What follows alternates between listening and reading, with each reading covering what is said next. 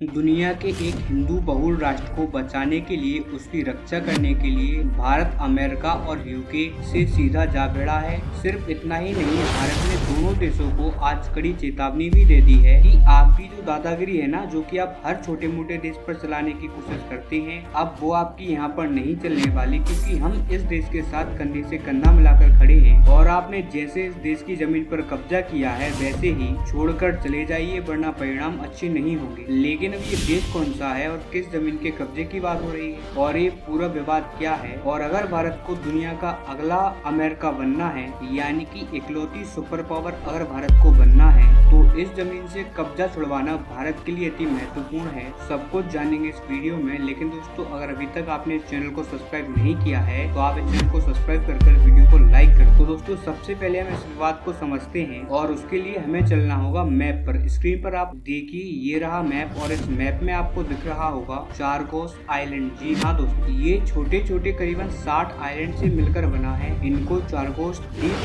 भी कहा जाता है। इसके ऊपर फिलहाल अमेरिका और ब्रिटेन का कब्जा है। एक्चुअली में ये ब्रिटेन के कब्जे में आते हैं, और ब्रिटेन ने अमेरिका को, स्पेशली अमेरिकी सेना को किराए पर ये द्वीप समूह दे रखे हैं। लेकिन 1960 से पहले ऐसा नहीं था। दरअसल जो ये चारगोस आइलैंड है, ये हिस्से में आते हैं मॉरिशस के, और मॉरिशस उस टाइम पर पूरी तरीके से ब्रिटेन की कॉलोनी था। जैसे कि भारत भी 1947 से पहले ब्रिटेन की एक कॉलोनी हुआ करता था, वैसे ही मॉरिशस 1960 तक इनकी कॉलोनी था। और मॉरिशस को इसी शर्त पर आजादी दी गई थी कि ये जो चारगोस आइलैंड है, आप इन पर अपना दावा कभी नहीं करोगे, आपको आजादी इन आइलैंड्स के बिना ही मिलेगी। खैर, उस टाइम पर मॉरिशस के जो स्वतंत्रता सेनानी थे, वो मान भी गए, क्योंकि वो मजबूर थे। लेकिन उसके बाद जितने भी मॉरिशस के अंदर सरकारें आई, सभी के सभी इस पर अपना दावा ठोकते थे, कहा कि ब्रिटेन इससे अपना कब्जा छोड़े। लेकिन ब्रिटेन ने अपना कब्जा छोड़ने की बजाय ये किराए से दे दिया यूएसए को, और इसके थ्रू एक मोटी रकम कमाने लगा। लेकिन मॉरिशस इस पर इंटरनेशनल लेवल पर, यानी कि चारगोस कब्जा छोड़ने के लिए दोनों देशों को कह रहा है, लेकिन दोनों ही देश इस पर से अपना कब्जा छोड़ने के लिए तैयार नहीं है। और वो लोग क्यों तैयार नहीं है, तो इसका कारण है इसकी स्ट्रेटेजिक लोकेशन। देखिए आप, जिस जगह पर ये स्थापित है, वहाँ से भारत इतना ही दूर है जितना कि मॉरिशस इससे दूर है, और इतना ही नहीं, अरब के देश भी इससे इतने ही दूर हैं। यानी कि एक तरीके से ये हिंद महासागर का एकदम सेंट्रल पॉइंट है। यहाँ से आप पूरे हिंद महासागर पर नजर रख सकते हैं, और यही कारण है कि ना ही अमेरिकी सेना इसको छोड़ना चाहती है, और ना ही ब्रिटेन। लेकिन अब मॉरिशस को एक उम्मीद की किरण दिखी है। दरअसल भारत सरकार इन चारगोस आइलैंड्स को लेकर मॉरिशस का समर्थन करना स्टार्ट कर चुकी है।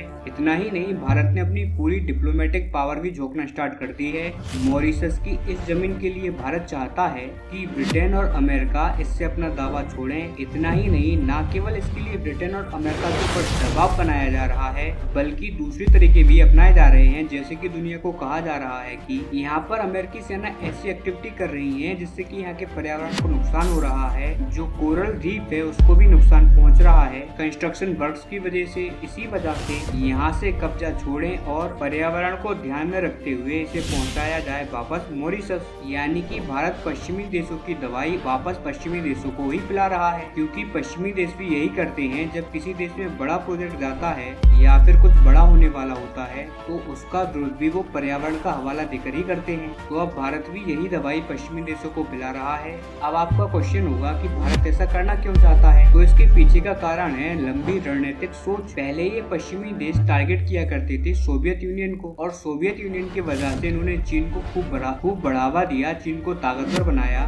चीन की इकोनॉमी को बिल्डअप किया। लेकिन अब जब सोवियत यूनियन खत्म हो गया, तो चीन इतना ताकतवर बन गया कि इन देशों को ही चैलेंज करने लगा, जिसकी वजह से पश्चिमी देशों को लगा कि चीन हमारी सत्ता को ही खत्म ना कर दे, हमसे ताकतवर बनकर हमारा ही सर्वनाश ना कर दे, इससे बेहतर है कि हम चीन का ही सर्वनाश कर दे। इसीलिए ये सारे देश चीन के खिलाफ होना स्टार्ट हो गए, और इन्होंने भारत को समर्थन देना भी शुरू कर दिया। यानी कि जो ट्रीटमेंट सोवियत यूनियन के जमाने में चीन को मिला करता था, अब वही ट्रीटमेंट भारत को भी दे रहे हैं ये पश्चिमी देश। अब इस वजह से भारत का ताकतवर होना तो लाजमी है, लेकिन आने वाले टाइम में जब चीन वीक हो जाएगा, तो भारत भी चीन की जगह ले लेगा। और इस बात की संभावना है कि अगर भारत उस टाइम पर इन देशों को चैलेंज करेगा, तो ये भारत को भी चीन की तरह ही टारगेट करेंगे। ऐसे समय में ये जो चारगोस आइलैंड्स हैं, ये बनेंगे भारत का ताइवान। जिस तरीके से ताइवान को सैनिवेश बनाकर अमेरिका टारगेट करता है चीन को, चीन की सिक्योरिटी को थ्रेटन करता है, ठीक ऐसे ही ये भारत के खिलाफ डियोगो गार्सिया के साथ साथ चागोस आइलैंड्स का इस्तेमाल करेंगे। इसलिए भारत चाहता है कि अब से 40-50 सालों बाद जब वो वक्त आएगा तो उससे पहले ही पूरे हिंद महासागर से अमेरिका और उसके पश्चिमी देशों का प्रेजेंस खत्म कर दिया जाए, यानी कि उनके जितने भी ठिकाने हैं उनको पहले ही ध्वस्त कर दो, खत्म कर दो, जिससे कि फ्यूचर में ना तो रहेगा बांस और ना ही ये बजा पाएंगे अपनी बांसुरी। इतना ही नहीं, भारत इस पर डेवलप भी कर सकता है। वो कैसे? पश्चिमी देशों का जब कब्जा खत्म होगा, ये मॉरिशस के हवाले जाएगा, तो मॉरिशस भी एक हिंदू बहुल राष्ट्र, यहाँ पर हिंदुओं की आबादी बहुत है, इसीलिए ये इंडिया का एक क्लोजेस्ट दोस्त भी है। इतिहास में हमारे कभी भी मॉरिशस के साथ खराब संबंध नहीं हुए, इसीलिए भारत इनका कब्जा खाली करवा कर मॉरिशस से कह सकता है कि इसका कब्जा आप हमें दे दो 99 साल की लीज पर, ठीक वैसे ही जैसे कि ब्रिटेन ने अमेरिका को दे रखी थी। यानी कि भारत चाहता है कि काम भी हो जाए और लाठी भी न टूटे, यानी कि पश्चिमी देशों का कब्जा खत्म हो जाए और भविष्य का खतरा हट जाए, और साथ ही हमारी पूरे हिंद महासागर पर नजर हो।